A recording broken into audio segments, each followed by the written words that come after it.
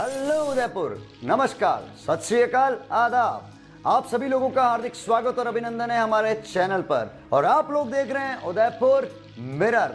Thank you so much आपका हमारे show को इतना प्यार देने के लिए। जो प्यार हमारे शो को आप लोगों ने दिया है, बहुत से लोगों ने हमें कहा है कि आपके शो से हमें बहुत सारी एनर्जी मिलती है, बहुत सारी प्रेरणा मिल रही है, हम लोग काफी इंस्पायर हो रहे हैं और हमें पता लग रहा है हमें लाइफ में आगे किस तरफ बढ़ना चाहिए।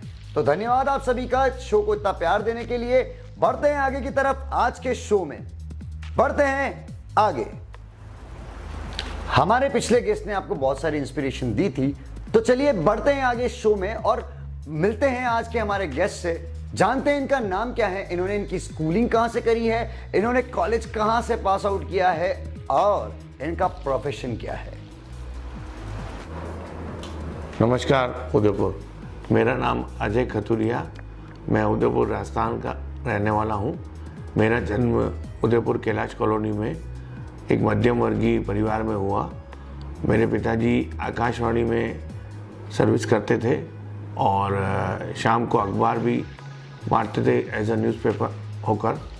और मेरी स्कूलिंग हुई आलोक संस्थान से और मेरी कॉलेज की पढ़ाई मैंने MB कॉलेज से किए। और कुछ समय बाद हमारे पिताजी ने मार्बल व्यवसाय की शुरुआत करी। उनकी मृत्यु के पश्चात मैं आज यह मार्बल का व्यवसाय कारोबार संभाल रहा हूँ। मैं कई समाज सेवाई संस्थाओं से भी जुड़ा हूँ। मैंने आज तक 75 बार रक्तदान किया है, 75 टाइम्स ब्लड डोनेशन कर चुका हूँ और अपनी आय का एक निश्चित हिस्सा अन्नदान, वस्त्रदान और विद्यादान में खर्च करता हूँ। मोटिवेशन इंसान की जिंदगी में एक मधुमक्खी की तरह काम करता है। जिस तरह से मधुमक्खी एक फूल से दूसरे फूल पर जाकर बैठती है, पराग के कण बिखेरती है, उसी तरह से मोटिवेशन इंसान की जिंदगी में वो किरणें बिखेरता है जिनसे वो सक्सेस गेन करता है। तो चलिए इनसे पूछते हैं कि कौन सा मोटिवेशन था, कब मिला, कहां से मिला और कैसे मिला, जिसकी वजह से आज ये इतने सक्सेसफुल हो पाए।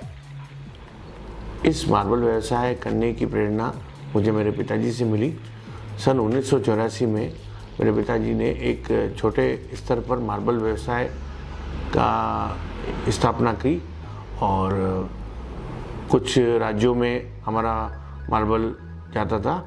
उसके बाद सन 2000 में उनकी सड़क दुर्घटना में मृत्यु के बाद आज 21 साल से मैं ये व्यवसाय को संभाल रहा हूँ। आज भारत के कई राज्यों में मेरा मार्बल, ग्रेनाइट, सैंडस्टोन और हैंडीक्राफ्ट आर्टिकल्स का अच्छा सा व्यवसाय है। और मुझे रक्तदान करने की प्रेरणा मेरे पिताजी की सड़क दुर्घटना में मृत्यु हुई थी, तो रक्त की कमी से उनको काफ़ी हमको भी तकलीफ़ें देखनी पड़ी। तब से मैंने प्रण लिया और आज तक मैं 75 दफ़ा उनकी प्रेरणा से, उनकी स्मृति में मैं रक्तदान करता आया हूँ। इंसान की लाइफ में हर्डल्स ना आए तो वो लड़ेगा किससे और जीतेगा कैसे। तो इसी के साथ चलते हैं, जानते हैं इनकी लाइफ में ऐसी कौन सी हर्डल्स थी जिनकी वजह से उसको पार किया और आगे बढ़ गए सक्सेस की तरफ। तो गाइस, जानते हैं कौन सी हर्डल्स थी और कैसे इन्होंने उसको ओवरकम किया। शुरू में हमें इस व्यवसाय में काफ़ी तकलीफ़ों का सामना करना पड़ा। जैसे क्योंकि हम एक मध्यम वर्गीय परिवार से थे, तो पूंजी की कमी, माल मिलने में कमी और माल बेचने में, और वापस किराए का हमारा गोडाउन था। यहाँ के जो पूंजीपति थे उनके मुकाबले हमारा व्यवसाय बहुत छोटे लेवल पर था। लेकिन धीरे धीरे कहते हैं कि फॉर्चून फेवर्स द ब्रेव। हमने धीरे धीरे इस मेहनत से इस मुकाम को हासिल किया। कुछ समय पहले वेट्रीफाइड टाइल्स, चीनी मिट्टी की जो टाइलें बाज़ार में आई, उससे भी मुझे क्या, मेरी समस्त मार्बल मंडी को तकलीफ़ों का और एक कंपटीशन का सामना करना पड़ा। लेकिन धीरे धीरे लोगों ने जाना कि मार्बल में एक मजबूती है और चीनी मिट्टी में जो सॉफ्टनेस है, उस वजह से मार्बल ने धीरे धीरे तकलीफें झेलने के बाद अपना पूर्ण एक स्थान वापस झेल लिया। इंसान अपनी जिंदगी में अपने इतिहास से सीखता है और आज हम जो आपको बता रहे हैं वो आने वाले भविष्य के लिए एक इतिहास है। इसी के साथ बढ़ते हैं आगे की तरफ। हम जानना चाहते हैं कि ये युवाओं को क्या मैसेज देना चाहते हैं, इस समय के युवाओं को जो दिशा भ्रमित हो चुके हैं और कहीं ना कहीं उनको इसकी जरूरत है। मैं आज की युवा पीढ़ी को ये संदेश देना चाहूँगा कि अपने व्यवसाय से या किसी भी पेशे से अगर दिल लगाकर आप रहेंगे तो वो आपको सफलता जरूर निश्चित दिलाएगी। जैसे मार्बल में हमने एक बात को ध्यान रखा है कि कैलकुलेटेड रिस्क, क्योंकि रिस्क नहीं लेना भी एक रिस्क है, क्योंकि वो अपॉर्चुनिटी आप रिस्क नहीं लेंगे तो और कोई ले लेगा। और अपने ईमानदारी से, चाहे वो आदमी सर्विस करे चाहे व्यापार करे, अगर वो ईमानदारी से और बाजार की स्थिति को देखकर चलेगा तो सफलता उसकी जरूर निश्चित है। और आज के लोगों का होता है कि कर्ज लेके घी पीना। बैंकें अगर तैयार बैठी हैं, लेकिन आप ये देखिए कि आपको चाहे business loan, personal loan, home loan, सब आपको बैंक दे देगी। अभी हमको सब अच्छा लगता है, लेकिन ये देखिए कि आपको उसको किस्त आप लौटा पाएंगे कि नहीं लौटा पाएंगे। आपके व्यवसाय में इतना ताकत होनी चाहिए कि बैंक या किसी भी पूंजीपति का आप ब्याज देने के बाद अच्छी सी आय करें। आज अजय मार्बल इसी वजह से ही सक्सेस है कि हमारे पास लिक्विडिटी। आज हमने व्यवसाय में पूंजी रखकर फ्लोइंग बैक ऑफ प्रॉफिट्स, जैसे कहा जाए कि प्रॉफिट को भी वापस निवेश करना। इसी वजह से आज तक हमको सन 84 से लेकर आज तक किसी भी बैंक से या किसी भी संस्थान से हमको कोई लोन या कर्ज नहीं लेना पड़ा। और बाकी समाज सेवा के लिए मैं ये कहना चाहूँगा यूथ से, ज़्यादा से ज़्यादा रक्तदान करें। रक्तदान से कोई कमजोरी नहीं आती, इससे आप एक जीवन बचाते हैं।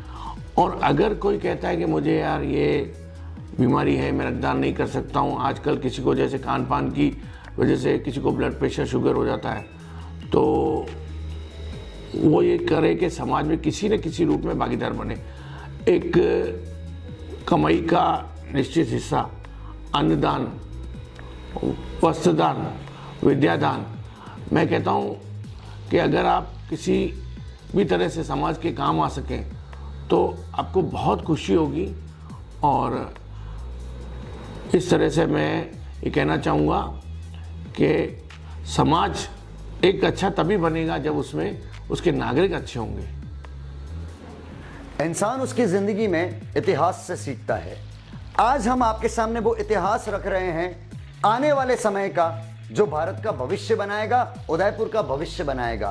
तो चलिए जानते हैं इनसे इनका सक्सेस मंत्र और गोल लाइफ का। मैं मेरा मोरल जो है बताना नहीं चाहूँगा कि मेरा जो सक्सेस मंत्र है कि अगर आप ट्राई नहीं करोगे तो फेलियर का स्वाद कैसे चखोगे या सक्सेस का कैसे चखोगे। इसलिए ट्राई कीजिए, आज नहीं तो कल सक्सेस, कहते हैं कि सफलता आपकी कदम चूमेगी। और कई अपॉर्चुनिटीज़ आती है, उसमें आपको ये देखना है कि कौन सी आई है। चुनौतियाँ जैसे कई आती हैं और कई अपॉर्चुनिटी आती है, अभी आपको देखना है कि लास्ट में सही का चयन हो और सही आपके साथ रहे। और ये है कि आप निरंतर, कभी बूम भी आता है, जैसे कहते हैं आज किसी व्यापार में तेजी, मंदी, तो तेजी में व्यवसायी इतना उत्साहित ना हो कि अपने एक्सपेंसेस या खर्चे बढ़ा दे, और मंदी में भी इतना हतोत्साहित यानी कि इतना डिप्रेशन में नहीं चला जाए कि उस समय उसकी सेविंग्स भी उसे काम ना आए। तो मेरी ये एक व्यवसाय से ये कहना चाहिए कि अपना एक बचत, एक निश्चित, जैसे पहले मैंने कहा कि एक निश्चित हिस्सा आय का पुण्य काम में लगा, वैसे ही मैं ये कहना चाहूँगा एक सेविंग्स होती है किसी भी आपातकालीन में।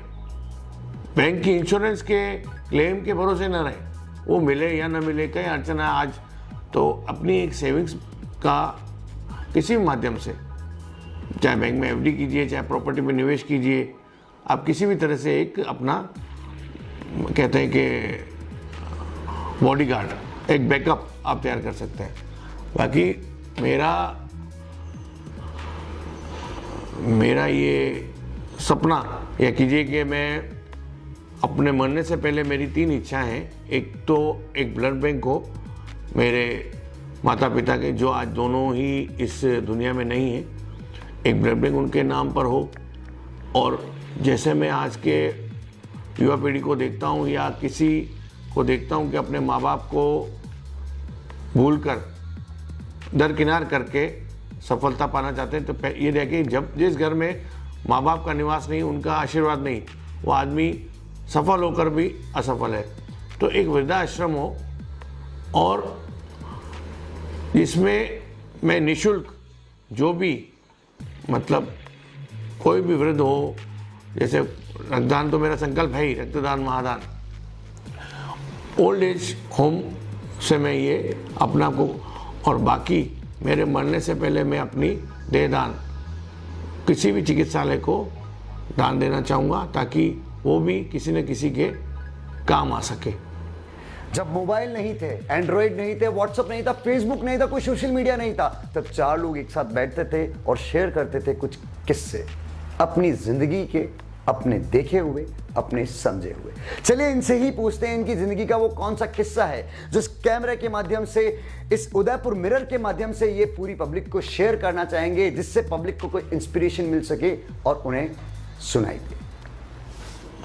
लाइफ चेंजिंग, या कहते हैं कि अपनी ज़िंदगी में बदलाव लाने वाला एक क्षण, सबसे पहले तो मेरे पिताजी स्वर्गीय श्री जवाहरलाल जी खतुरिया का जब सन 2000 में निधन हुआ, ये मेरे लिए नहीं, मेरे संपूर्ण परिवार के लिए एक बहुत बड़ा आघात था। आर्थिक, सामाजिक, किसी भी रूप से हमको बहुत बड़ा एक समाज में अकेलापन सा फील होने लगा था। तो उसके बाद मैंने चाहे व्यवसाय को संभाला, मात्र 21 साल का मैं उस समय था, और किस तरह से ईश्वरीय शक्ति ने मुझे मेरे व्यवसाय को और मेरे परिवार को इस समाज में संभाला। मैंने अपनी एक जगह को, मुकाम को वापस हासिल किया। तो उसके बाद जैसे रक्तदान का मैं प्रण ले चुका हूँ। सबसे ये निवेदन करूँगा, जितना हो सके अधिक से अधिक रक्तदान करें, और आप एक रक्तदान से किसी का जीवन बचाते हैं। जैसा कि मैं आज 21 साल से अपने पिताजी की स्मृति में 74 टाइम्स ये मैं रक्तदान कर चुका हूँ। और यूथ से तो मैं कह ही चुका हूँ कि पिताजी और अपने माँ बाप की इतनी हो सके सेवा करें, और बच्चों से ये है कि अपना लक्ष्य पहले ही जैसे निर्धारित कर लें, जहाँ भी आपको जिस फील्ड में जाना है। ऐसा नहीं कि माँ बाप ने एक टैग लगा दिया इंजीनियर बनना है, तुमको कैमरामैन बनना है, तुमको डॉक्टर बनना है, या वाइल्ड लाइफ फोटोग्राफर बनना है। ये देखिए, और माँ बाप को भी सोचना चाहिए कि भले अपना बच्चा 2 पैसे कम कमाएगा, लेकिन वो रुचि से अपनी जो उसकी हॉबी है उसको अगर वो अपने लाइफ चेंजिंग बिजनेस में या सर्विस में या एक पैशन में कर रहा है टर्न, तो ये आपके लिए भी खुशी की बात हो कि या चलो अपना बच्चा एक मुकाम पर पहुंच गया। और आम जनता से, जैसे एजेड व्यक्तियों से मैं कहूँगा कि अपने समय रहते सही समय पे एक विल वसीयत ज़रूर बना दीजिए, क्योंकि मेरे पिताजी के निधन के बाद हमको, मेरे परिवार को उत्तराधिकार प्रमाण पत्र लेना पड़ा, क्योंकि हमारे पिताजी ने एक अच्छे व्यवसायी थे, लेकिन उन्हें यह ना पता था कि मैं इतनी जल्दी भगवान के पास या स्वर्ग सिधार जाऊंगा। तो उनके सब कुछ अलग होने के बाद भी हमको बैंक से, कई LIC, कई संस्थानों को हमको ये साबित करना पड़ा कि हाँ, जवाहर जी की मृत्यु हुई है और उनके लीगल वारिस या लीगल उत्तराधिकार है। इसके लिए हमको वसीयत नहीं होने की वजह से कोर्ट कचहरी में 1.5 साल तक काफ़ी चक्कर लगाने पड़े। तो ये नहीं कि यार मैं अभी कहाँ जा रहा हूँ, क्या है। हमारे फादर के बाद कम से कम भी मार्च अप्रैल में इस सिंधी समाज में कम से कम भी 100 या 150 वसीयतें बनी। तो वसीयत समय रहते कर ले। गलतियां, माय गॉड, ये वो तितलियां हैं जो हर इंसान की जिंदगी में उड़ती रहती हैं, और जब हम इन्हें पकड़ लेते हैं तो ये मर जाती हैं। उसी तितली की तरह जब हम किसी तितली को लाइव पकड़ लेते हैं, उसी तरह से अगर हम हमारी गलती को पकड़ लेते हैं तो गलतियां खत्म हो जाती है, यानी कि वो मर जाती हैं। तो ऐसी कौन सी गलती है जानना चाहेंगे इनसे, जो ये सुधारना चाहते हैं या ये सुधार चुके हैं? मेरा गलती ये कहना चाहूँगा मेरी, कि मेरे जितना विनम्र स्वभाव रहा, और लाइफ में लोगों से भी ये कहना चाहूँगा, इतना भी कहते हैं कि मेवाड़ी में कहावत है कि शाना चलता है लेकिन डेढ़ शाना नहीं चलता है। तो कई लोगों ने मेरा, जब पिताजी के मृत्यु के बाद में नया नया कॉलेज से आया था, तो मुझे इतना इस रणनीति का, इस दुनियादारी का इतना वो नहीं था। तो जिन से उम्मीद थी, कईयों को मेरे पिताजी ने किसी भी रूप में सामाजिक या आर्थिक रूप पे पनपाया था, उनकी व्यापार में मदद करी, किसी की सामाजिक की, मतलब किसी की तो बेटी की शादी कराई या किसी के मकान में अपना धन लगाया। उन्होंने, कई लोगों ने मेरा समय आने पे साथ छोड़ दिया, और कई ऐसे अच्छे लोग भी मिले जिनसे कोई उम्मीद नहीं थी, वो कदम कदम पर मेरे साथ रहे। तो इंसान पहचानने में मैंने पहले बहुत गलती करी। अब यह है कि जैसे कई बार धोखे भी खाए, और मेवाड़ी में कहते हैं कि गड़िन गड़िन महादेव बनता है। तो इतना भी विनम्र और सरल स्वभाव न रखें कि लोग आपके साथ आपकी सरलता का या आपकी ईमानदारी का कोई मिसयूज या कोई गलत उपयोग ले सके।